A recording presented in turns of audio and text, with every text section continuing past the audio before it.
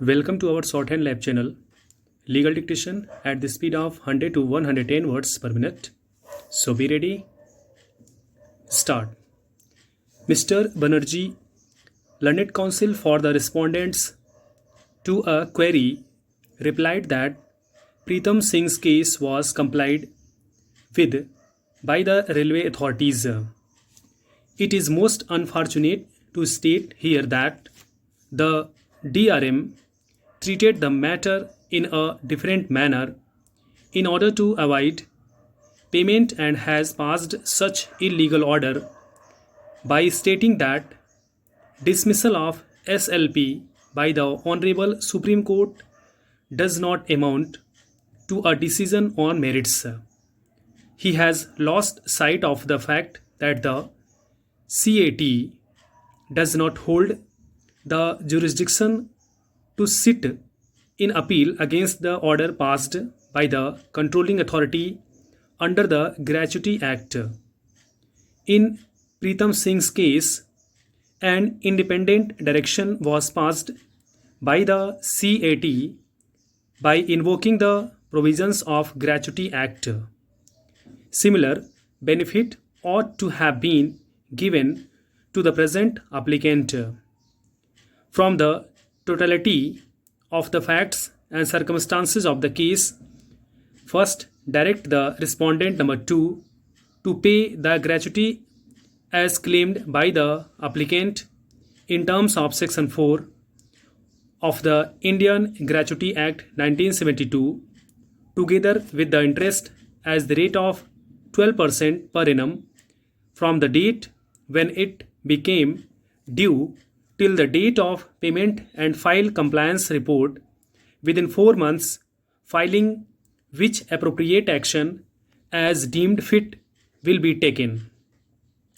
It was urged that in view of Rule 15 within bracket 4 of the 1993 rules, as pension and commuted value thereof are only governed by the Pensions Act 1871, the matter relating to payment of gratuity could not have been brought within the purview of the 1993 rules.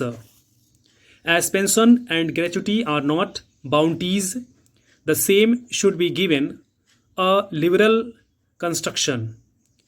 Mr. Banerjee furthermore contended that the decision of the joint consultative machinery to pay 20% dearness allowance in emoluments for the purpose of gratuity being not a decision under a legislative act, the same is subservient to the provisions of the 1972 Act. In any event, the Fifth Pay Revision Commission, having made an interim report that 90% of dearness allowance should be paid to the employees who have retired from 1/4/1995 to 31/12/1995, there is no reason as to why the respondent should be deprived from the benefit thereof. It is well settled that a decision is an authority for what it decides and not what can logically be deduced therefrom.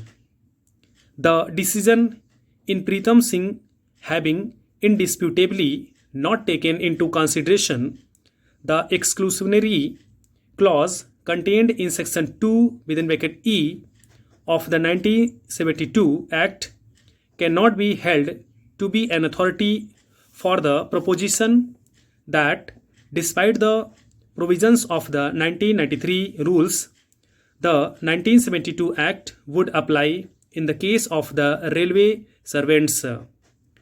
It is now well settled that if a decision has been rendered without taking into account the statutory provision, the same cannot be considered to be a binding precedent.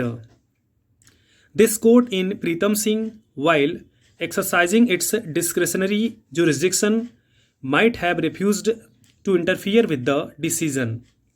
The same, therefore, did not constitute any binding precedent.